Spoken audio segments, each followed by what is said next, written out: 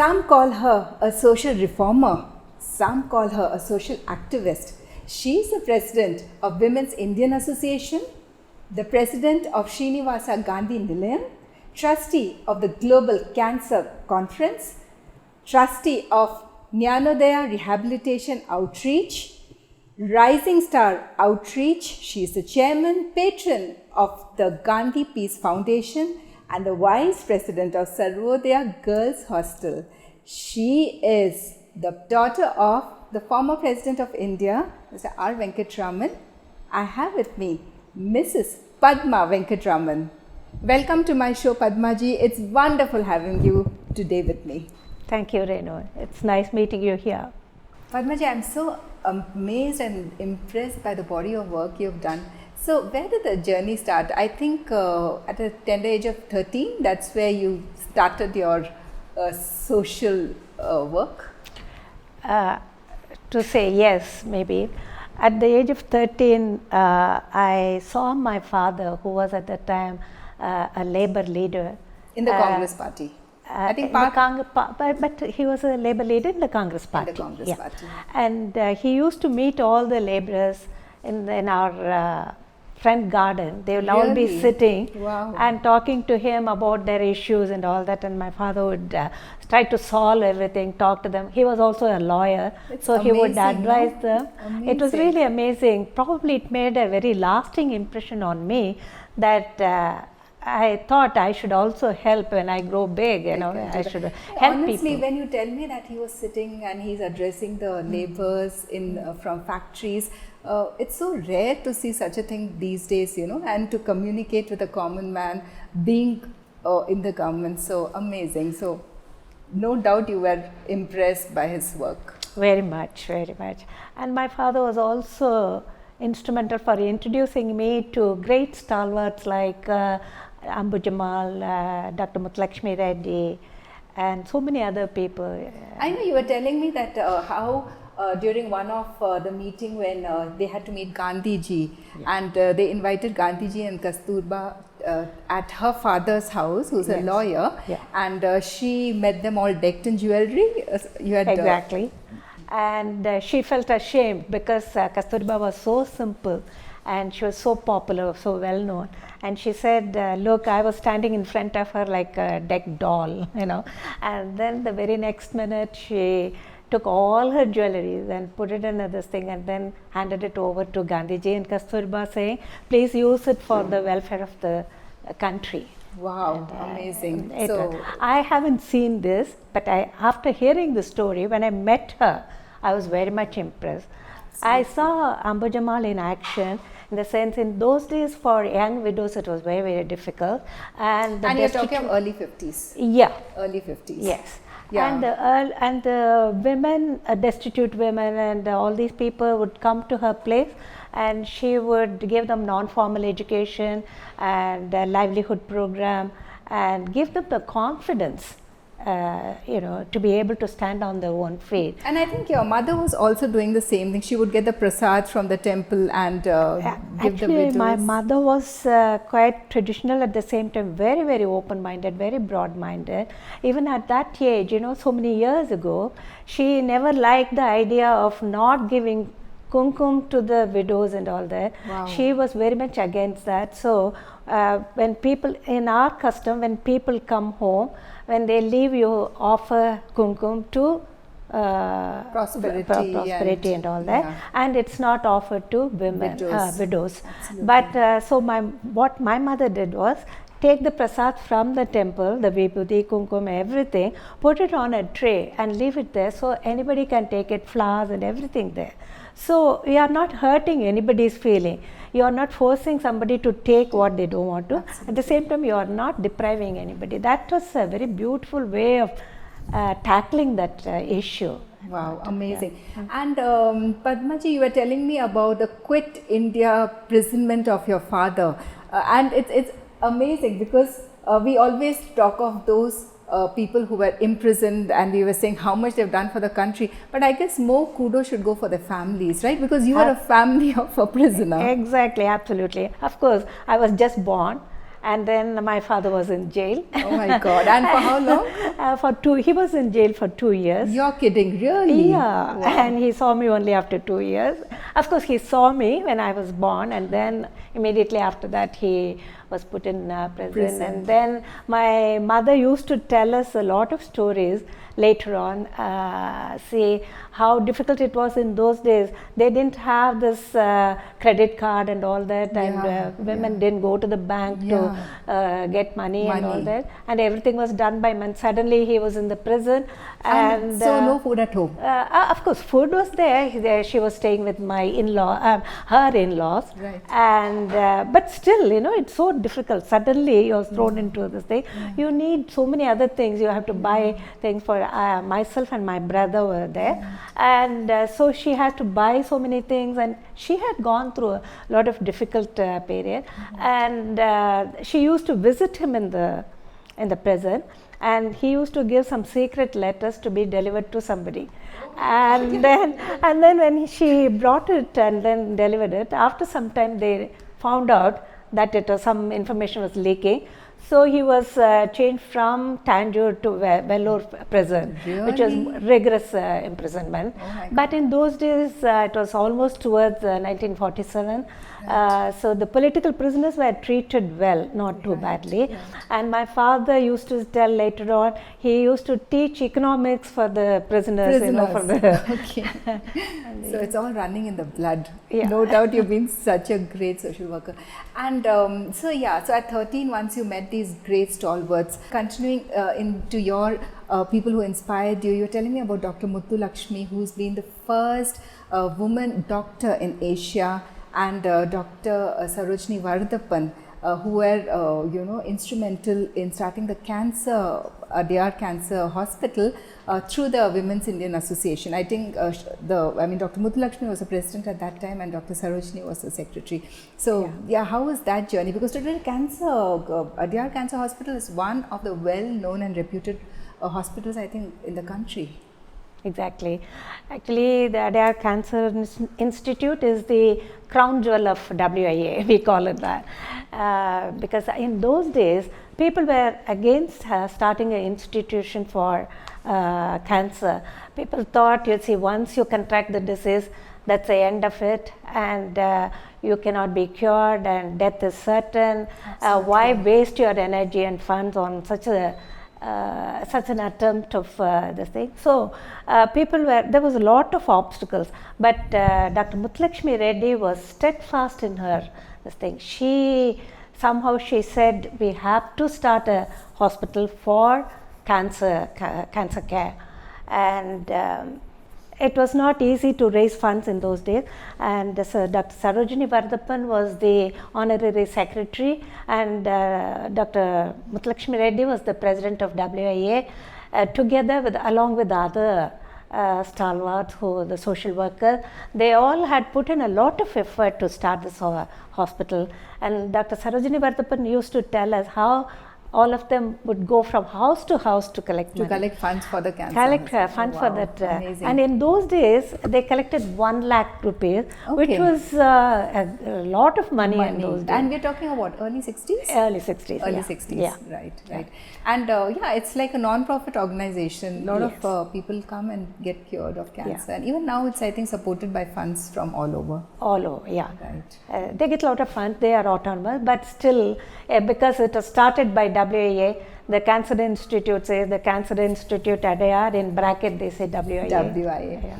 So Padmaji, continuing on, once your father became the President of India, I think you had the opportunity to come and stay at Rashtrapathi Bhavan, and you were telling us about being touched, or rather you were very you're troubled by seeing the leprosy infected people begging in the streets. So that's when you decided to do something for them?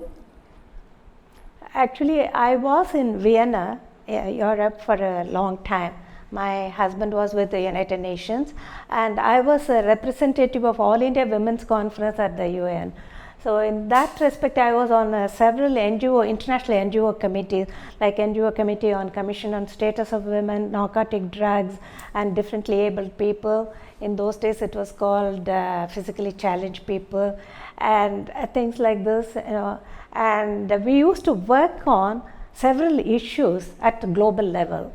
And one of this thing was the poverty, the women's issues and all that. When I used to come to India on vacation, on the street I saw a lot of them begging and all that. So when I saw the leprosy affected people, I couldn't tell them go and get a job.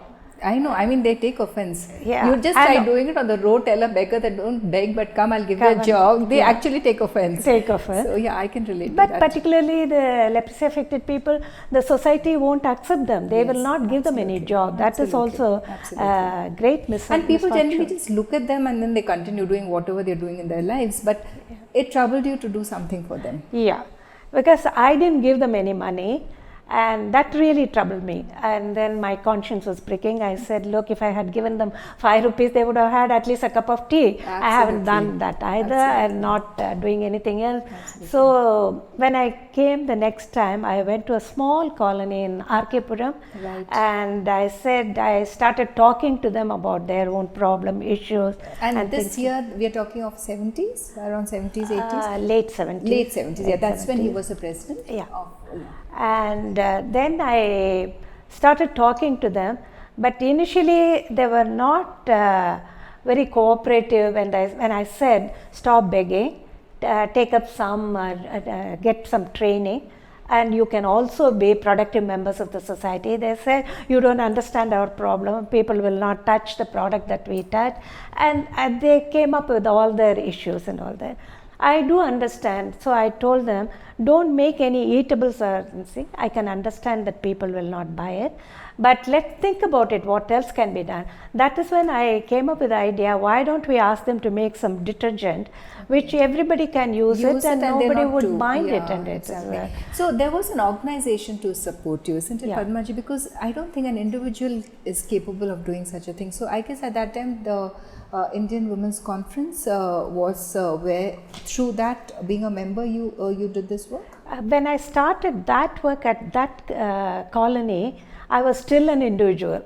Right. But I was always a catalyst. Right. I could talk to international organizations and NGO organizations, UN organizations, and other NGOs in India, or individuals or Delhi government. So you just would write to them and say, this is what I want. And talk to them about the issues, and this is what they are facing and what can be done.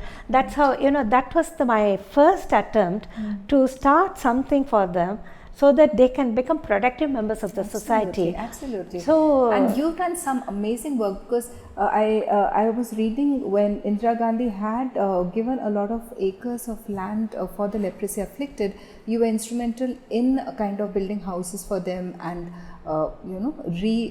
kind of putting them onto the market, as in making them stand on their feet. So that kind of, I think, gave you a lot of mileage to also do some activity in the space of leprosy afflicted in the south. Was that? Exactly, because in the north, in the UP border, Shahadra, that's the place where there are 4,000 people. It's the largest colony in the world. Wow. And during Indira Gandhi's period, she gave 150 acres of land for them. Right. But later on, slowly it got deteriorated. That place, when I visited, it reminded me of the film Ben-Hur. I don't know whether you have seen that. Really? That bad? It was really in a very, very bad shape, and very pathetic condition. And the people were into drug peddling and terrorizing people who were passing by.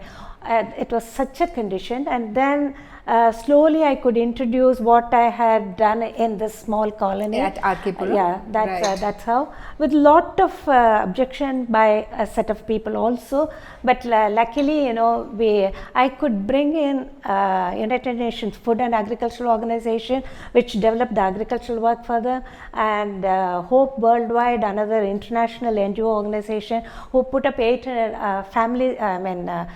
houses for the 800 families. Excellent. And this is just by your effort. Yeah, and wonderful. It is called, at that time, then I became attached to All India Women's Conference. I don't have an organization of my own because I was still living abroad. Right. I used to come and visit my parents and then get really involved in all these things. Activities. Because this was sustainable, I could get funds immediately, because the FAO wrote saying that this should be replicated in other parts of India. So Danida gave another major project which I could do it in South, in Tamil Nadu. Right. Yeah, and you've been doing some wonderful work, because I think you've got 2 schools right now through the Rising Star outreach program and through the Jnanodaya. Right. Yes. Right. Yes. So both the schools are residential schools. For the children of, the parents are affected by leprosy, the children are not affected, and to give them at least, the second generation some relief, so that they move away from the stigma and all that. So that's the idea of having a residential And now it's school. all self-sustaining. You don't have to do anything. You don't have to kind of get in the funds, because I think, and I would love to hear the personal stories of some of these people who have done some amazing, I mean, it's just changed their lives, right? It has changed the life of so many people. That gives me the strength, when I see them, that gives me that energy to go on, because it's not an easy job. People keep asking, why are you doing this, and nothing else, and you could have joined anything else and you could have become something else, and then why did you pick up this leprosy work? Right. I don't know whether the leprosy work picked me up or I picked it up. And it is really, but once I started it, my heart really is in it, in the socio-economic rehabilitation of leprosy affected people for past 3 decades, and I see a lot of changes. For instance, there was one carpenter who was in the hospital and came out of the hospital after 3 years, and with just a small loan which I gave, he bought the tools, and now he is employing 12 people under him. Yes, and he works 3 shifts, and the nearby people, the village people, asking him to come and fix the doors and windows for the new house. And he's leprosy affected. Yes. Oh my God, unbelievable. Yes. So he's become a nucleus for providing for job, employment, and for making a difference in the society. Exactly. Wow, amazing. Yeah. So there must be many people like him. Many people. There are so many stories. I can go on and on. There are so many people. Absolutely. But if you ask me whether this has eradicated leprosy, no. And whether it has eradicated begging, no. Some of them are habitual beggars. You can't change them. And some of them, what you give is not enough also, Absolutely. All these cattle rearing and other things will not bring that much remuneration. Right. Begging is more remunerative than any other. I believe so. But then there are these lot of organizations which control beggars, and it's, I think, a nexus in itself. So unless that's broken, probably then we could think of doing something big. But then making a person self-reliant and trying to make a difference. So Padmaji, you were telling me during your stay in Vienna, you learned some life's vital lessons by some instances where I think young girls were forced to marry older men, and this taught you something very important which you implemented in India. So tell us about that. Actually, it was really an eye-opener when I was on the International NGO Committee. We had NGO committee members from different parts of the world, Asia, Africa, and America, Europe, everywhere. Right. So we wanted to help one particular place in Africa, and the problem was there was no drinking water facilities in that area. So the women had to go a long way to get water in Africa. In Africa, in one of the.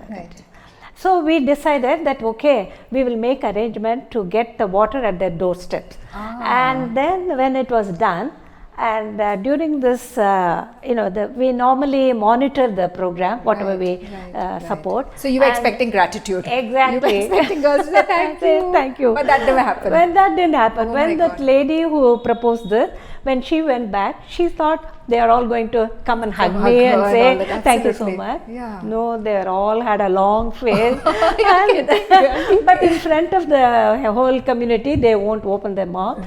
So this lady stayed back. and then approached the young girls. I said, are you not happy?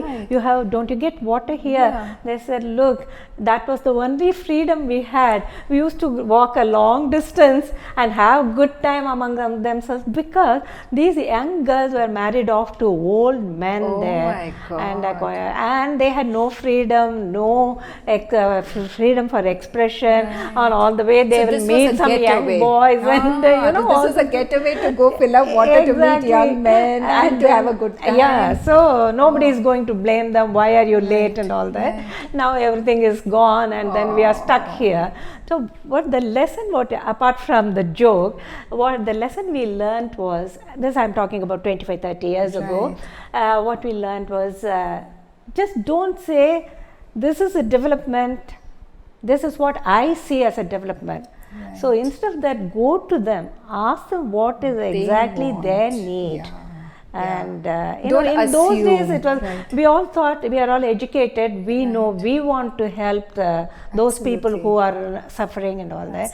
So later on, the whole idea, the whole concept changed, that development, actual development is, it should come from them. What exactly is their need, what is their capacity and capability. So accordingly, we have to develop programs.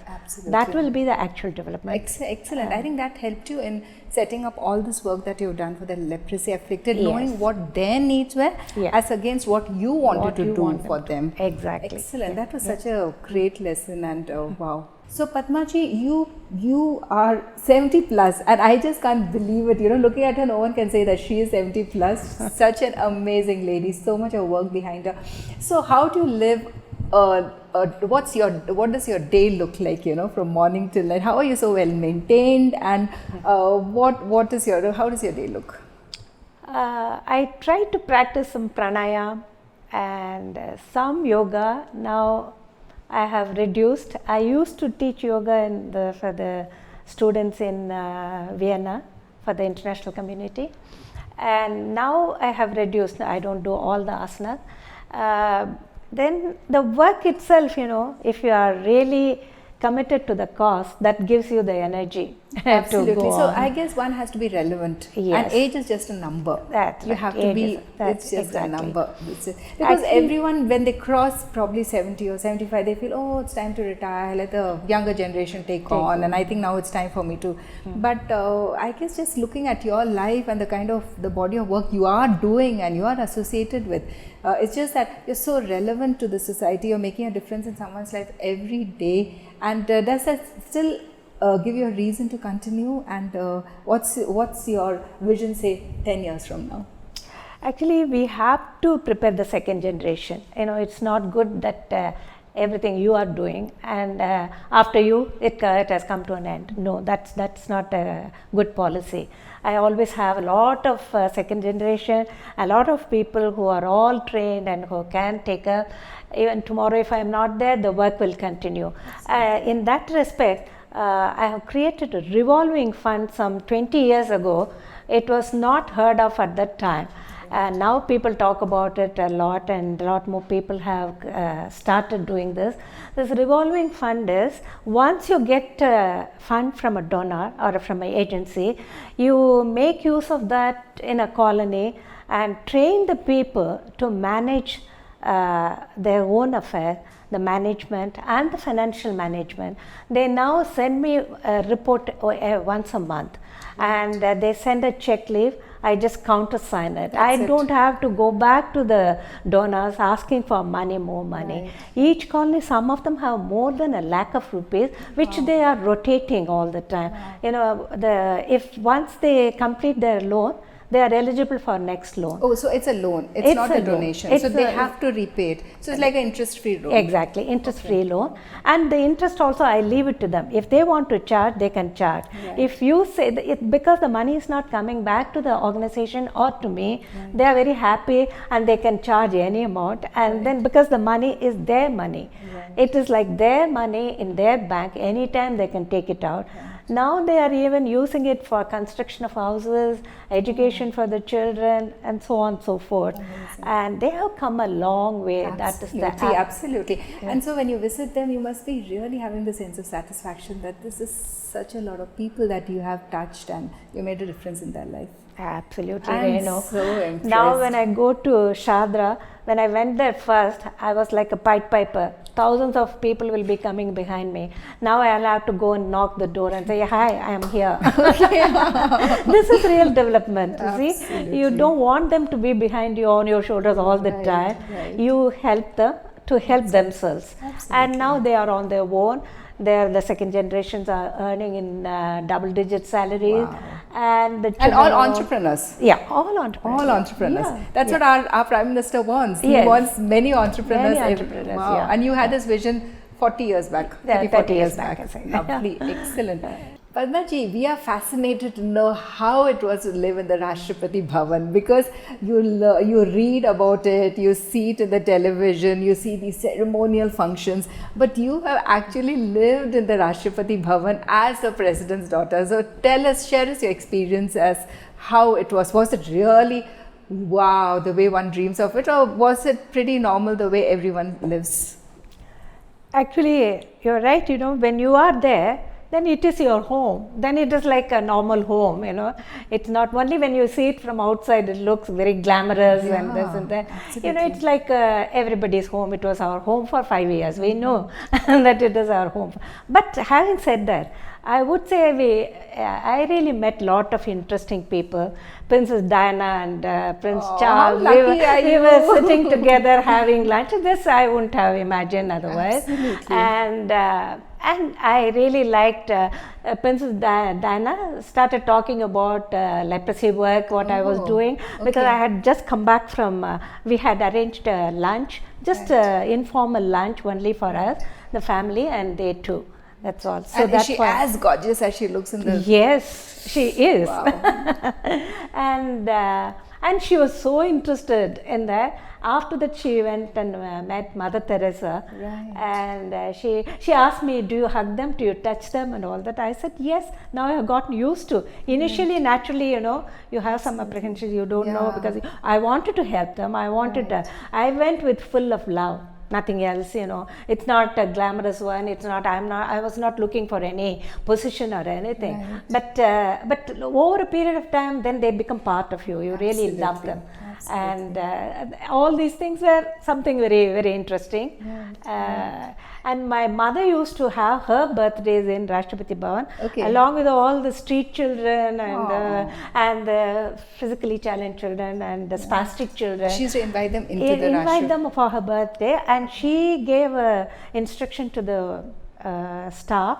You shouldn't give them in a packet and just hand over, the snacks and all that. Right. They should be treated like any other VIPs. So in the Mughal garden, she would spread all the tables with the white cloth as if we are entertaining VIPs with a flower, this thing in the middle. So I have a lot of pictures. It's really very, very nice, very interesting. Excellent. And being the national head at that time, did you see him as the President of India, or was he always father to you? He was both. Many a time people will try to get some information from us, from the family members. But then my father became a strictly President of India. Nothing will be conveyed to the family members, That other times he was like a father to us. He was a father. And it also gave you an opportunity, I guess, to travel with him and see many places. Well, as a president, yes, he was allowed to take people and all that. Even otherwise, even as a defense minister, he could have taken, but his principle was no. Right. But since I was living in Vienna, I just went with him to only few places, not all the places.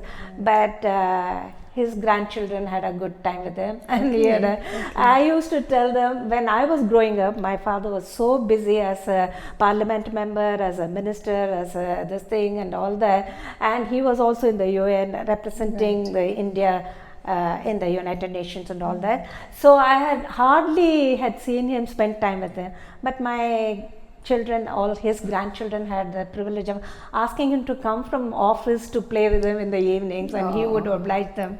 Right. Amazing, amazing. So it was a pretty normal lifestyle, but there were occasions where you had to also be the proper first daughter and get the opportunity to meet icons like Princess Diana, Prince Charles, and I'm sure some amazing world leaders. So that's been wonderful sharing your experiences with us. Actually, even once our former Prime Minister Rajiv Gandhi, and he knew that I was working in that colony. I was sitting somewhere. He called me and asked me especially about leprosy work. What I thought was, look, otherwise these people wouldn't have heard of leprosy and their issues at all. Right. So because I was there in Rashtrapathi Bhavan and I was involved with this work, I was happy that at least people from United Nations and people from the dignitaries and all that came to know about this issue. And still integration of the leprosy affected people into the mainstream is still a long way to go. But I'm so impressed that Padmaji used her position as the first daughter to do this amazing work and still continues doing this. I mean, this has been amazing. What an experience. It's been amazing having you, Padmaji, in my show, and I'm sure you are going to be an inspiration to all my viewers. You're going to make them aspire, because at the end of the day, it's how many people's lives you touch and how relevant you are in your society, and what a legacy you are leaving behind. I'm totally impressed. I think your father would be very, very proud of you. Thank you for being on my show, Padmaji. It's been a pleasure. Thank you, sir.